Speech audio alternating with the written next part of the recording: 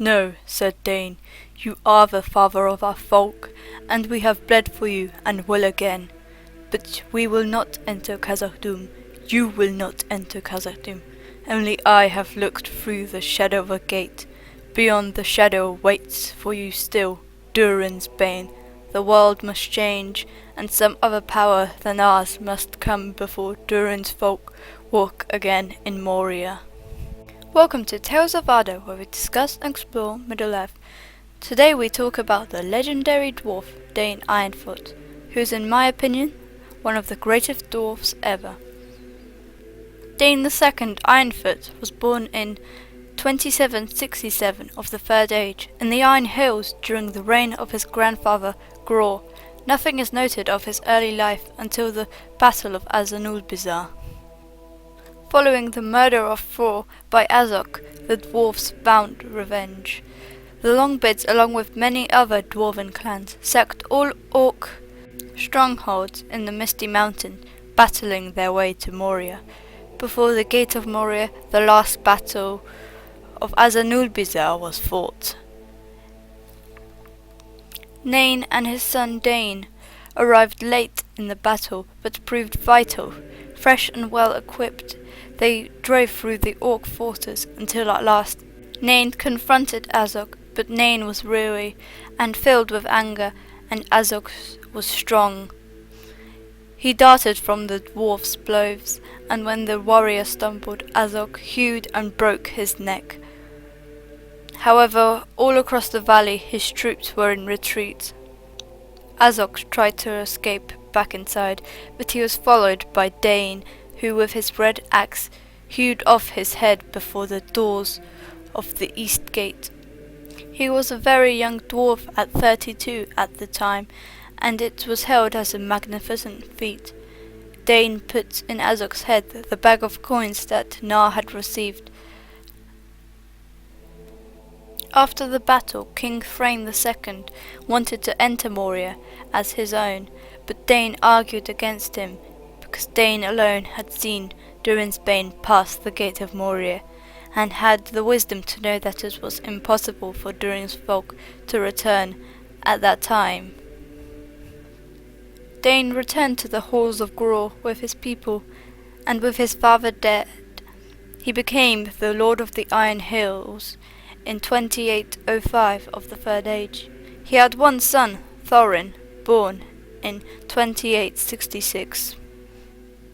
Nearly 100 years later, King Thorin, the son of Thrain II, set out on a journey to reclaim Erebor, the lonely mountain which had been captured by the dragon Smaug. The dragon was slain by Bard of Lake Town. Thorin claimed the entire horde and proclaimed himself king under the mountain, but both Bard and the Elven king Thranduil both longed for compensation of their suffering caused by the dragon. Because his company of 13 could not hold the mountain, Thorin sent for Dain. Dain responded to Thorin's call and set out with more than 500 dwarfs, well armed and experienced. Their original intent was to drive off the elves and men, but Gandalf arrived to inform them of the approaching orcs and wargs. They all united against the common enemy, and so was fought the Battle of the Five Armies in the Valley of Dale. Thorin was killed in battle, as were his sister sons Kili and Fili. As his rightful heir, Dain succeeded Thorin as king under the mountain, and king of all of Durin's folk. During his reign as king, he became exceedingly rich, and his people were very prosperous. The town of Dale was rebuilt, and its borders stretched far to the south and east, and the friendship between the elves of Mirkwood, the men of Dale, and the dwarves of Erebor was close, especially between the men and dwarves, for the dwarves of Erebor now exceeded all their ancestors in the art of mining and created many beautiful things in Dale. But all were not content. Balin set out with several others to reclaim Moria. In 2989 of the Third Age, Dain did not give the expedition his blessing, and could not dissuade them. It was only later that Dain learnt of the destruction of the colony after 5 years. In 3018 of the Third Age, a messenger came from Mordor inquiring about a creature named Baggins from the Shire. In return for information, Dain would be given the last of the 3 dwarven rings, and the realm of Khazad-dûm. Dain told him to give him time to think, but he distrusted Sauron and sent Glóin and his son Gimli to Elrond for counsel and to warn Bilbo of the enemy looking for him. After many months, war came to Erebor in the Battle of Dale. King Brand of Dale was at war with Easterlings along the river Carnan, but they were defeated by the Easterling Emperor and were forced back to retreat to Dale, where he was given aid by Dain and an army of dwarfs.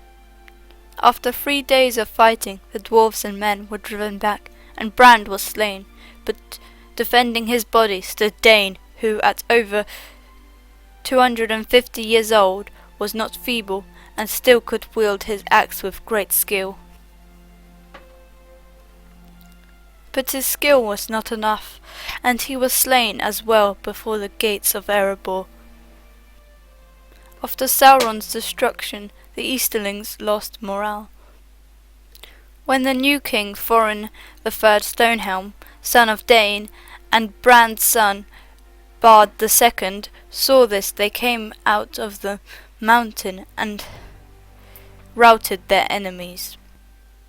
Thorin III would rule Erebor until his death, but his son Durin VII would reclaim Moria in the early parts of the Fourth Age. And here we come to the end of our video about one of the greatest dwarfs ever. Please like and subscribe, and be sure to watch next week's video about Nargothrond when it comes out.